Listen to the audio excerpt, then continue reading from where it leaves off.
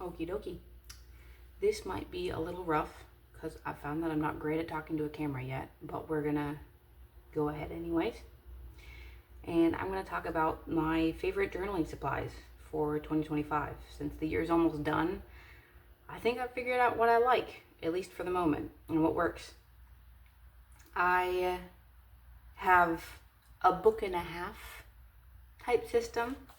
I have my pocket notebook and then my 6-ring binder in an A5 size. My pocket notebook is 5.5 by 3.5, so it's like just the perfect size. And this is my current one, which I made, and I used a flour bag for the cover, which I think is pretty fun since I like sourdough so much.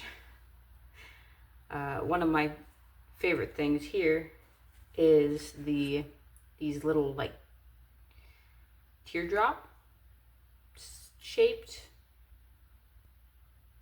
paper clips. And I have a piece of sticker paper that I saved from a sticker sheet that I finished.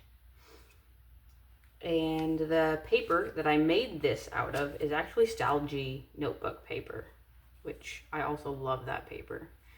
The cover here I got off Amazon. I don't recall the brand. I'm not sure it's even on here anywhere. Oh, here we go. Rebrasm, something like that. I like it a lot. It's a good size. I like the fact that the card pockets are facing into the spine of the notebook, so that in the instance or in the case that these pockets loosen up, your cards won't fall out your notebook. So with the cards left on the top, sometimes that happens. It's got room for 2 notebooks if you want. You can slide one in this side and one in that side, which I have done earlier in the year, but I think I like this setup best, where it's just my notebook. My cards are in with my phone, so I don't need that at the moment. I think I might get a card-sized little ruler or like stencil and slide that in there, because I've found that I need a way to quickly make lines in my pocket notebook. Next up, we have my pen. It's not my only pen, but this is the main workhorse. It's a 4-color ballpoint pen. This brand is Colink, I think. At least that's what it says on the barrel. I'm not a huge fan of this one. I just don't like the way that it feels on the paper, but I'm going to use them until they're used up, because there's no use in wasting them. But also, I think for someone who's less picky than me, or who likes a different feel, would like these perfectly fine. Also got off Amazon. And then we have our 6-ring binder. This is a Luxe Productivity binder. It was a gift from my sister. No idea how much it cost. She was de-stashing her stuff and she said I could have it, which is the case for a lot of stuff in here actually. All of the May Paper Co. dividers are from her. In the front here with the inbox, I put a Hobonichi sticky pocket for my inbox so that I can hold stuff there. And the main pages are a Hobonichi Cousin, which I love the Cousin so much. This is actually my first year using one, and most of the year it was still in a bound book. I didn't debind it until September, October, somewhere in there. I currently have 4 bottom tabs here and then 1 top tab for my current day. And then I have built myself, let's see if there's a reference section in the back. I'm sure there are better ways to do this, more or less messy ways, I suppose. I made myself little tabs at A through Z so that I can organize my reference pages. I recently started printing everything on Kikuyo business paper. So that'd be this stack right here. I like it a lot. It has a similar weight to regular printer paper, but it's much smoother and it handles ink a lot better. I also have some of my inserts on Sans Intimore River paper,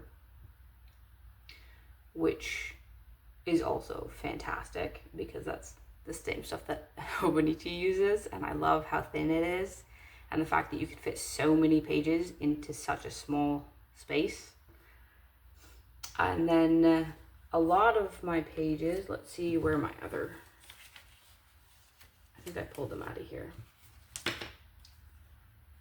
I have more Stalgy notebook paper. I debound the notebook and I trimmed the edge and punched holes so that I can have just regular note paper on this grid that I love so much. And again, the paper is a little bit thinner and you can fit a lot of pages in a small amount of space. Besides that, I have a Midori 10-year diary for memory keeping. I've not been great with keeping up with this, but I endeavor to be better in the future. So this is going to be a focus for this next year, trying to actually write in here every single day. And I have the journal pages in order to look back so that I can backfill this. So I'll probably work on that as well throughout the year. I bought this at the end of 2024, but the first year I started logging and backfilling was 2023 because I had memories that I wanted to keep with, the consecutive years, because that's when I met my husband. So it's fun to be able to see what days things happened, the first day we met, the first date we went on, that kind of stuff. It's fun to have it alongside the other early memories of our marriage. I also have a small stack of Coffee Monsters Co. stickers, again, from my sister. She's very generous when it comes to journaling stuff. Other tools that I have and have loved, I have my Perfect 6 Bria Bria. It has 1, 2, 3, 4, 5, 6, 7, 8, 9 question mark different sizes that it can handle. I like it a lot. I played around with personal A5 and A6 size in rings this year, so it was nice to have this where it can do all of those. I also have a corner rounder. Not sure the branding on this, also from Amazon. And a Canon Ivy photo printer, also a gift from my sister. This was a birthday gift, and I have loved this. I am out of photo paper currently, so I need to reorder, but this has been fantastic. We had a baby this year, so being able to print those photos and put them in my journal has been amazing, and it's fun to look back at all the memories and actually be able to see them. Another big one for me has been this document repair tape, because I am not always a gentle person. So being able to fix my pages when I rip them has been fantastic. I also use it to tip things in. I do Bible journaling a little bit, so being able to tip pages in there with a good quality tape is really useful. Some of my other pens, I got a Faber-Castell, however you pronounce it, yellow marker. Let's see, light yellow ochre, 183. I'm not a huge fan of the quality of the brush tip. I think next time I'll go with Tombow, but I was at Hobby Lobby and this is what they had, and I love this color. I have a regular Bic ballpoint pen, which is probably my favorite thing to write long entries with. I have a Papermate 0.7 millimeter mechanical pencil that I think I've had since I was 12, and it's my favorite mechanical pencil. And then another one of the Colink pens. I've got a few of these laying around. I kind of have them all over the place because I use them sporadically and constantly at the same time. To archive my notebooks, I got these, I don't know what you call them. And again, they're from Amazon. I don't know the branding, but they're pretty neat. I think I have a couple empty ones here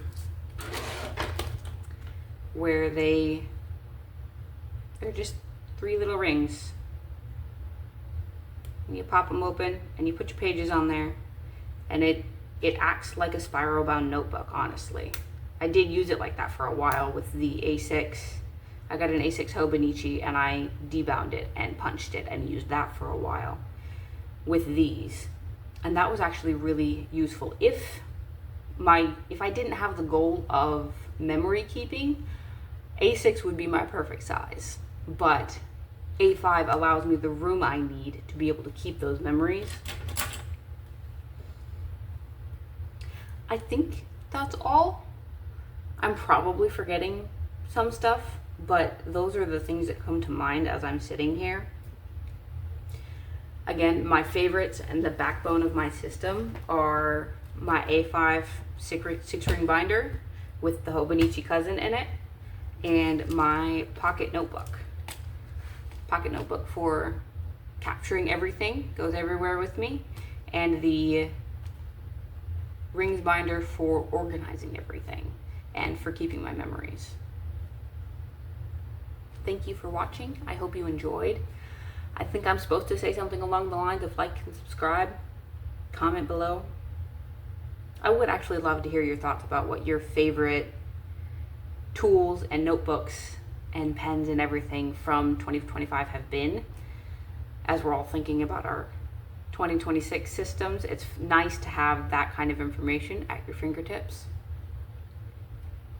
And I hope you have a wonderful day.